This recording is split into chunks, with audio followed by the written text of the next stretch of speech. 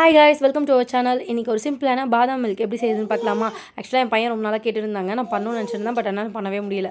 பாதாம் ஊற போட்டு வச்சுருந்தேன். அது தொளி உரிச்சிட்டு பாதாம் அண்ட் பவுடர் சுகர் ஆட் பண்ணிக்கிட்டேன். நார்மல் சுகர் கூட ஆட் பண்ணலாம். நான் ப்ரௌனிக்கு அரைச்சி வச்சுருந்ததுனால என்கிட்ட முழு சுகர் இல்லைங்க. அதனால் இதை ஆட் பண்ணிவிட்டு ஒரு அரை டம்ளர் பால் ஆட் பண்ணி நல்லா டிப் பண்ணலான்னு நினச்சேன். பட் பெரிய மிக்ஸி எடுத்ததுனால டிப் பண்ண முடியல. அகைன் நடு ஜாரில் போட்டு நல்லா பல்ஸ் மூடில் அரைச்சேன். கொஞ்சம் திப்பியாக இருந்தால் நல்லாயிருக்குன்னு சொல்லிட்டு அரைச்சிட்டு என்ன தப்பு பண்ணேன் இதில் சொல்கிறேன் இருங்க. ஒரு டேபிள் ஸ்பூன் பாதாம் எசன்ஸ் அண்ட் 1/2 லிட்டர் பாலை ஊற்றி அரைச்ச பாருங்க. சூப்பராக வந்துச்சுங்க. ஃபுல்லாக தெரிச்சிருச்சு. சரி ஓகேடா, அப்புறம் அதையும் க்ளீன் பண்ணி பெரிய ஜாரில் அரைச்சிட்டு பாதாம் பிசின் கொஞ்சம் ஊற வச்சுருந்தேன். அதையுமே ஆட் பண்ணி ஒரு பாட்டிலில் போட்டு ஸ்டோர் பண்ணிவிட்டேன்.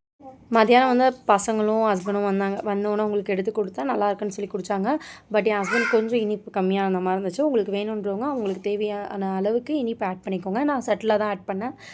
நம்ம அசார்டட் பாக்ஸ் கிவ்அவே போட்டிருக்கோம். அந்த கிவ்அவேல பார்ட்டிசிபேட் பண்ணணுன்னா வீடியோ கீழே கொடுக்குறேன். நீங்கள் போய் செக் பண்ணி பாருங்கள். தேங்க்யூ.